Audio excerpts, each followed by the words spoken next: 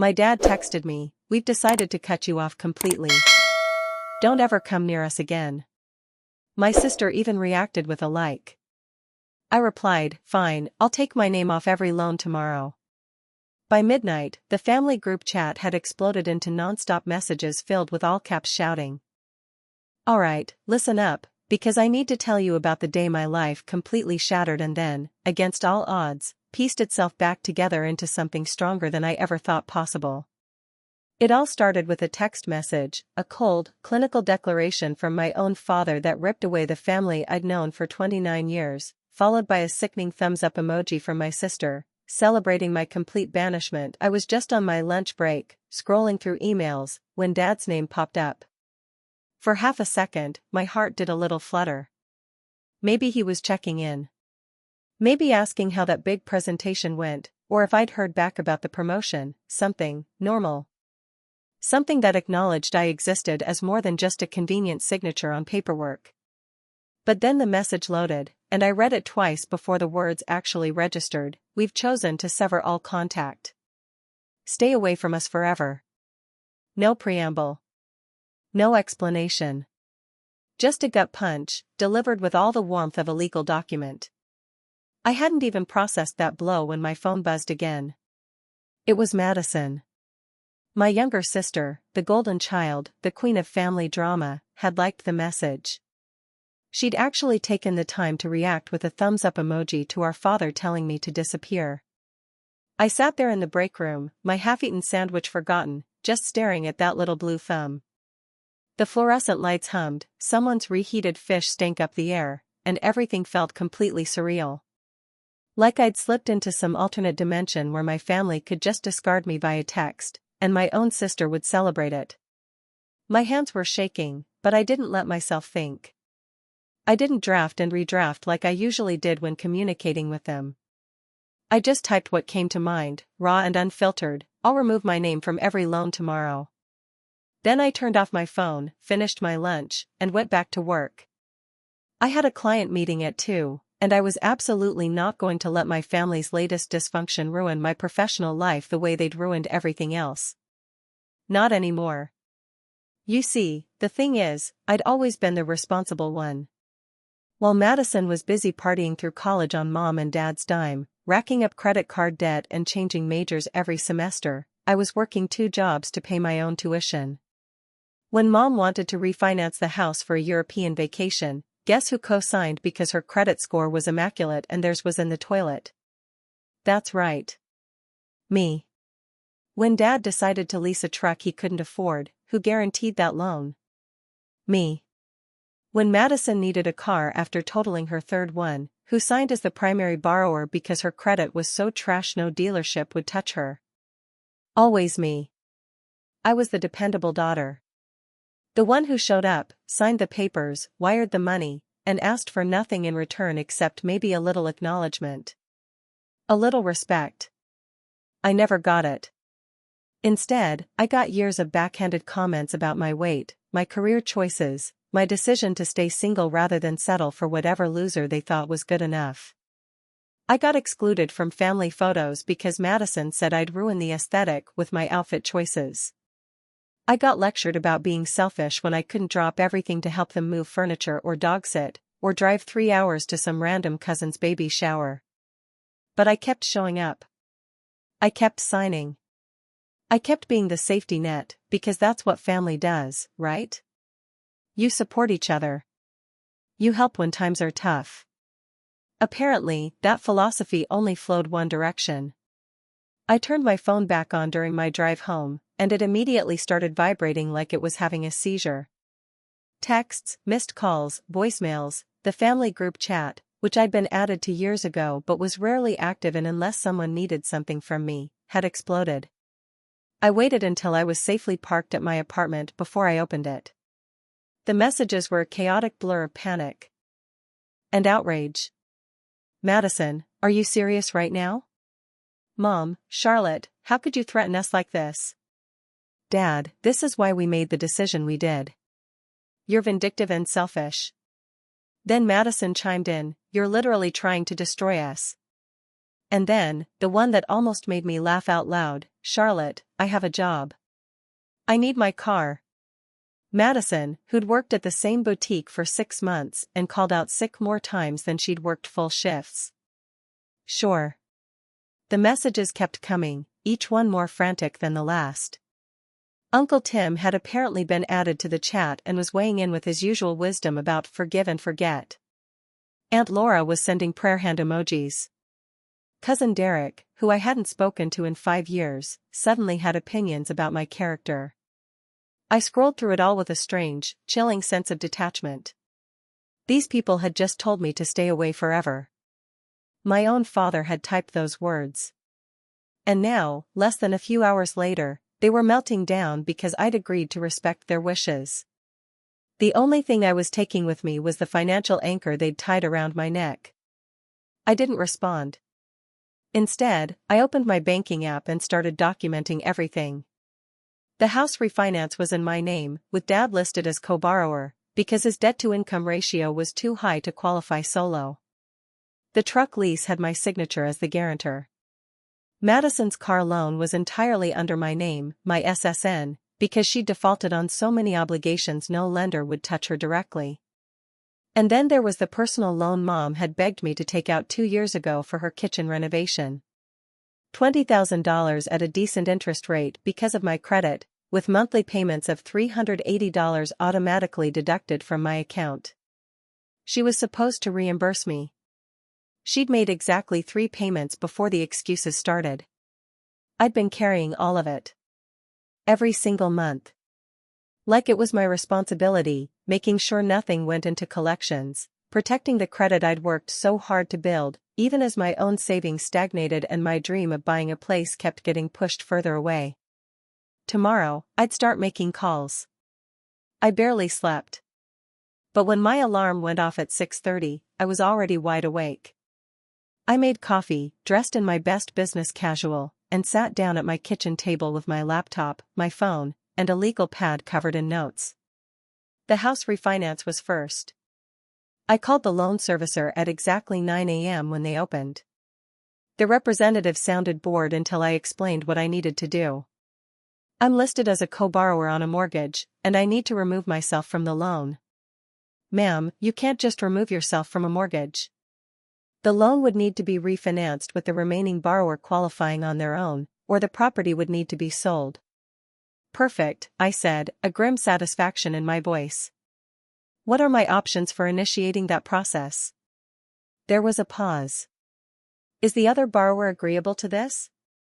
That's not my concern, I stated flatly. I'm terminating my financial obligation to this loan.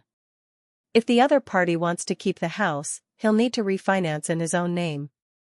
If he can't qualify, the house will need to be sold. I'd like to start whatever paperwork is necessary to make that happen. I got transferred to a supervisor. Then to their legal department. By the time I hung up, I had a clear understanding of the process. I could demand removal, which would trigger a refinance requirement. If Dad couldn't qualify, and he definitely couldn't, the house would go into a forced sale. I felt nothing. No guilt, no satisfaction, just the grim determination of someone who had finally decided to stop setting herself on fire to keep other people warm. The truck lease was next. That one was easier. I called the dealership, explained I was a guarantor on a lease I no longer wished to guarantee, and asked about their policies for guarantor removal. The finance manager wasn't happy, but he explained that if the primary lessee couldn't secure an alternative guarantor or refinance the lease, the vehicle would be subject to repossession. You'll need to give written notice, he said, his tone clipped, certified mail. We'll reassess the lessee's qualifications without a guarantor, and if he doesn't meet our requirements, we'll begin the recovery process. 30 to 60 days after they received my notice.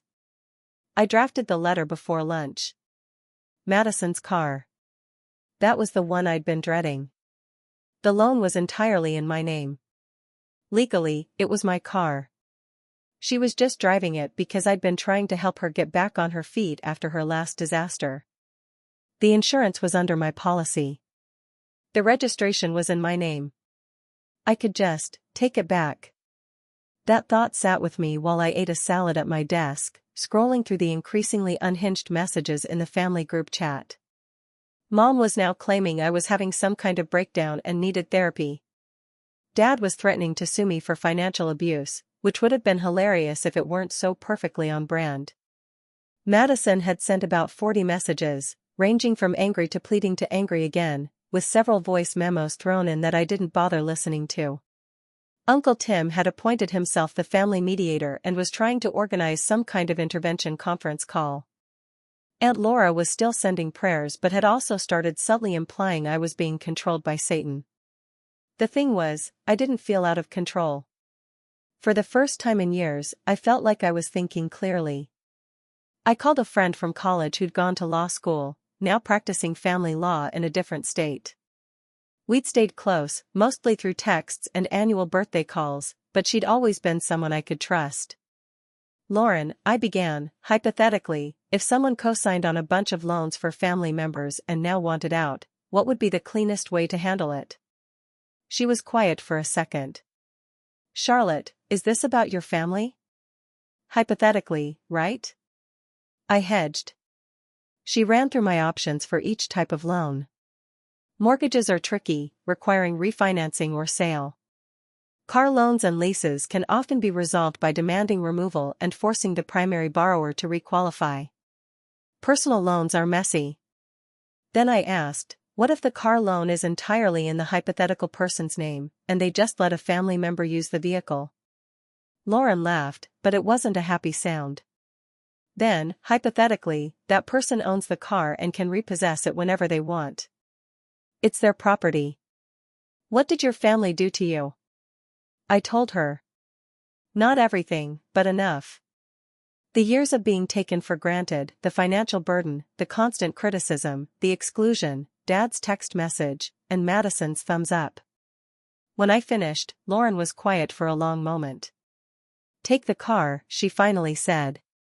Take it today. Don't tell them you're coming. Just go get your property back before they can hide it or disable it or do something stupid. And Charlotte, document everything. Every loan, every payment you've made, every text message. If they try to take legal action against you, you'll need proof that you've been more than fair. I left work early, claiming a family emergency. It wasn't even a lie.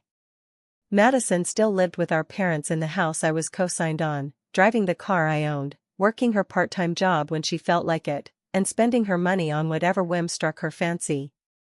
I knew her schedule. She'd be at work until 6 p.m., and Mom and Dad both had jobs that kept them out until at least 5:30. I had a spare key to the house and a spare key to the car. I'd kept them for emergencies, never imagining I'd be using them like this. The neighborhood looked exactly the same as always when I pulled up. Neat lawns, identical suburban houses, American flags on a few porches. I'd grown up 3 blocks away, in the smaller house my parents had sold before they upgraded to this one, the one they'd needed me to co-sign for because their credit was wrecked from years of living beyond their means.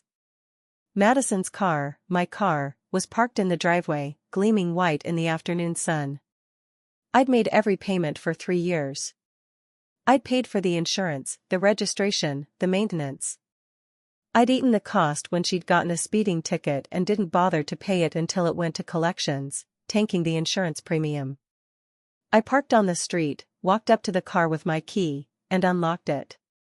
The interior was a disaster, as expected. Fast food wrappers on the floor, makeup scattered across the passenger seat, someone's jacket crumpled in the back. It smelled like artificial cherry air freshener and stale French fries. I started the engine and drove away. It felt surreal, like I was stealing something, even though it legally belonged to me.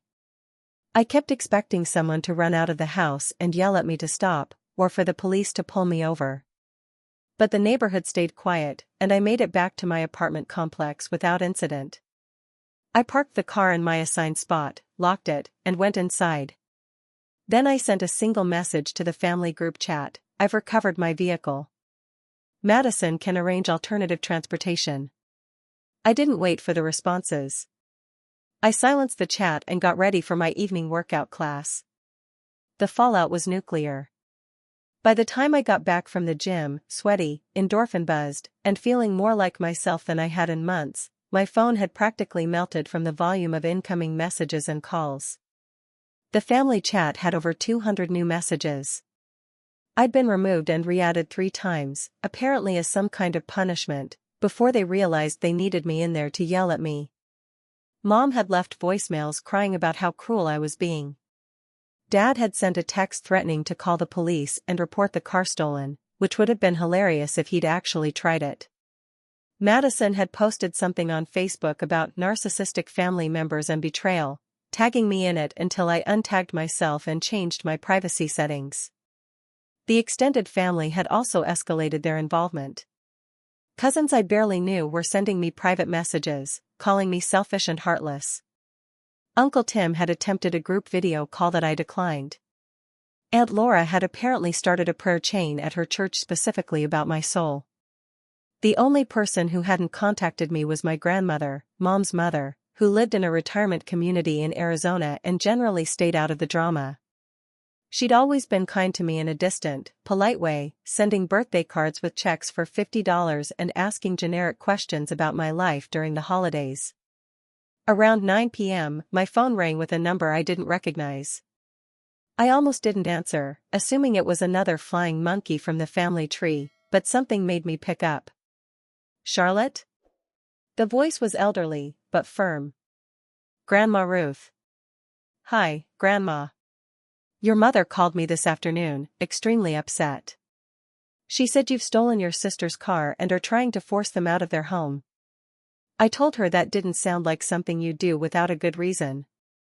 So, I thought I'd hear your side before I form an opinion. I almost cried. In a day full of people assuming the absolute worst about me, having someone actually ask for my perspective felt like a lifeline. I explained everything: the loans, the years of being their financial safety net, the constant criticism, the exclusion, Dad's text, Madison's reaction, the decision to finally extract myself from obligations I should never have taken on in the first place.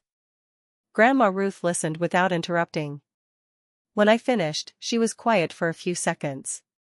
Your grandfather and I loaned your mother money once when she and your father were young and struggling. $5,000, which was a lot back then. We agreed they'd pay it back when they could. They never did. Not $1. When we brought it up years later, your mother said she didn't remember it as a loan, that she thought it was a gift. She seemed genuinely confused that we expected repayment. She sighed, and I could hear her shifting in her chair, the phone rustling. Some people go through life assuming the world owes them support without reciprocation. Your mother is one of those people. She raised Madison to be the same way. I'm sorry they've treated you like an ATM instead of a daughter. You're doing the right thing by protecting yourself, even if they can't see it. We talked for another 20 minutes. She told me stories about my grandfather, who'd passed when I was 12, and his insistence on financial independence and integrity. She asked about my job, my apartment, my life outside of the family chaos. She listened like my answers mattered. Before we hung up, she said, I'm updating my will next week. I've been planning to split my estate between your mother and her brother, but I think I'll make some adjustments. You deserve to benefit from family support, even if it comes after I'm gone. I tried to argue, but she shut me down gently. Charlotte, let an old woman do what she wants with her own money. It'll give me peace. After that call, the family's hysteria felt more manageable, like I had at least one person in my corner who understood. The next 2 weeks were a masterclass in boundary enforcement. I blocked Madison's number after she sent me a string of messages that crossed from angry into genuinely unhinged. Mom got filtered, so her calls went straight to voicemail, though I did listen to them occasionally, morbidly curious about the escalating manipulation tactics. Dad tried to have his lawyer send me a threatening letter, but since I hadn't actually done anything illegal, it was mostly bluster. The house refinance process moved forward. Dad applied to refinance the mortgage in his name alone and was, unsurprisingly, denied. The loan servicer began proceedings for a forced sale. I contacted a real estate attorney to make sure my interests were protected and that I'd receive my portion of any equity once the house sold. The truck lease was easier. The dealership sent Dad a letter demanding he either provide a new guarantor or return the vehicle. He managed to find somebody from work who agreed to co-sign, probably without fully understanding what he was getting into. So, at least that problem resolved itself without the truck being repossessed. Madison's transportation situation became a whole saga on social media. She posted daily about the injustice of having her car stolen by her terrible sister, conveniently leaving out the part where it had never been her car to begin with. She set up a GoFundMe to raise money for a new vehicle, which raised about $300 before people apparently got tired of her story. Eventually, Mom and Dad bought her some ancient Honda Civic from Craigslist, which she immediately complained about online because it wasn't new and didn't have the features she wanted. I watched all of this from a distance, my social media accounts locked down tight, feeling nothing but a vague sense of relief that I wasn't part of the circus anymore. Work became my sanctuary. I threw myself into projects, volunteered for extra responsibilities, stayed late to help colleagues who were swamped. My boss noticed and mentioned it during a one-on-one meeting. "You've really stepped up lately, Charlotte. The client presentation last week was exceptional, and I've heard great things about how you're mentoring the new hires." "Thanks," I said, a genuine smile forming. "I've just had some extra energy to redirect recently." She smiled knowingly. Sometimes cutting dead weight from our personal lives frees us up to thrive professionally. Keep it up. We're talking about promotions in the next few months, and your name is definitely on the list. I left that meeting feeling lighter than I had in years. 3 months later, I got the promotion. A title bump to senior account manager and a 15% raise. The extra money went straight into my savings account, building towards something that was actually mine. The house sold after 3 months on the market. It was a decent property in a good school district, so it moved relatively quickly despite the forced sale circumstances. After the mortgage was paid off and the realtor's commission taken out, there was about $40,000 in equity. My attorney made sure I received my portion, which came to $20,000 once everything was divided appropriately.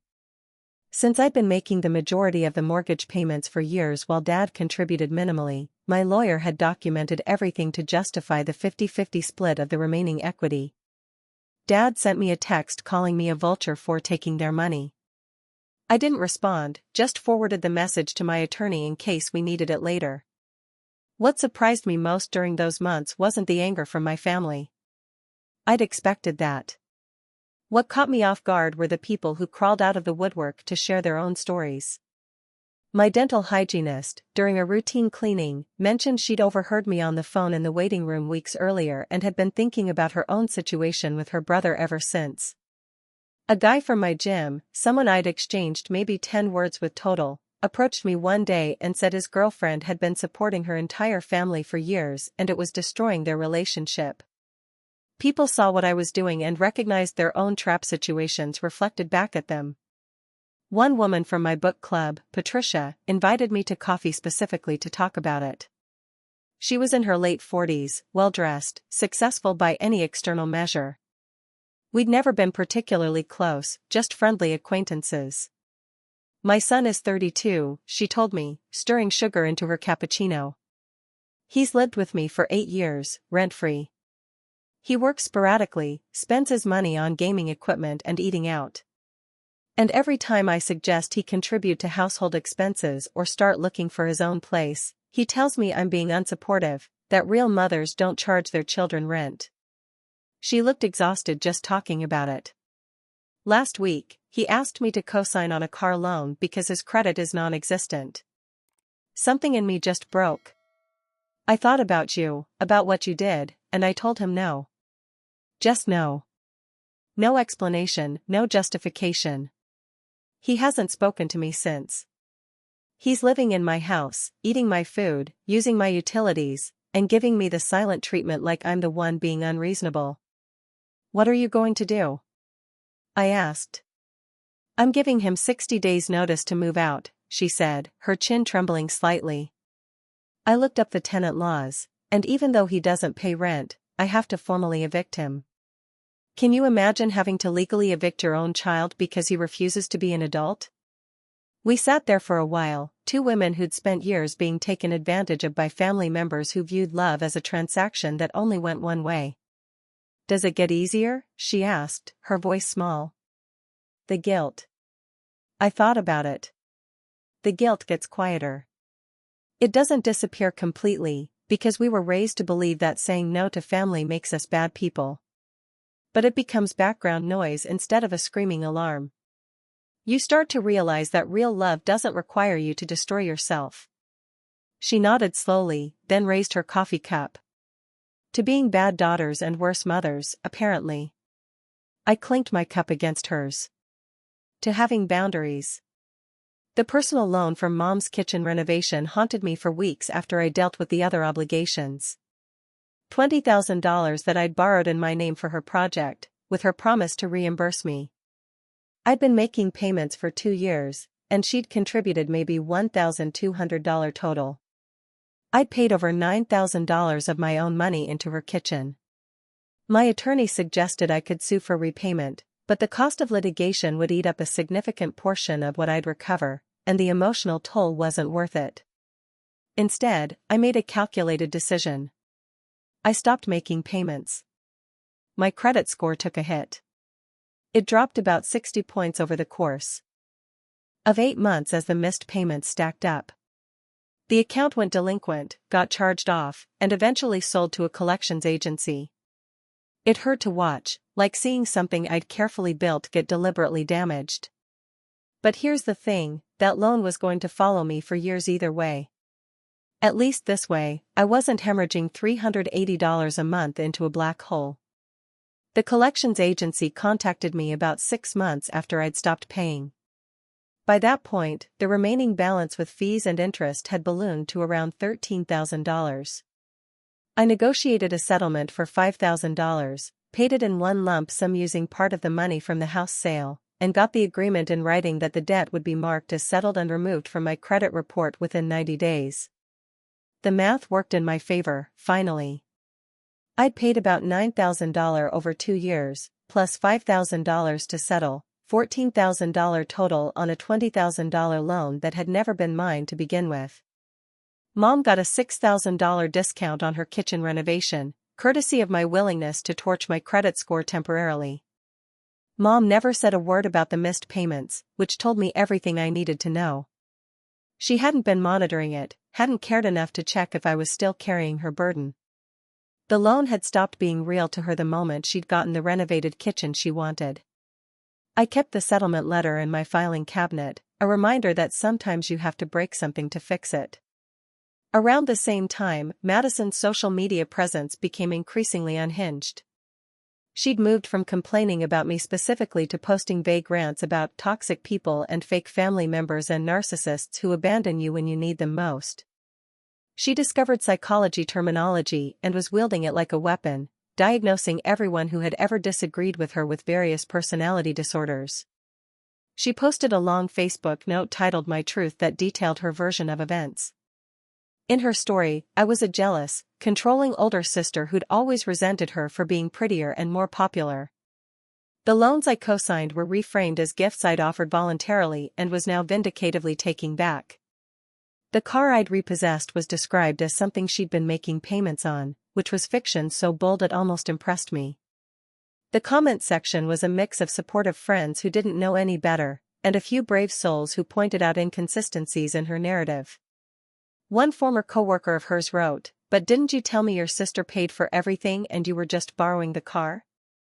Madison deleted the comment within minutes and blocked the person. I watched all of this from my locked-down profile, feeling a strange mix of pity and vindication. She was so desperate to be the victim that she'd constructed an elaborate alternate reality where nothing was her fault and everyone else was the problem. My therapist had warned me about this. People who've never been held accountable will do anything to avoid starting now. They'll rewrite history, recruit allies, create chaos. Don't engage with it. Let her have her version of events, and you keep living in reality. So, I did. I let Madison perform her victimhood for an audience of people who'd eventually get tired of the show. I focused on my actual life, the one I was building in the real world, with real consequences and real accomplishments. Mom and Dad downsized to a small rental across town. Madison moved with them, naturally. I heard through the grapevine that they blamed me for their reduced circumstances at every opportunity, telling anyone who'd listen about their cruel daughter who destroyed the family. Some people believed them. A few acquaintances from high school unfriended me on social media.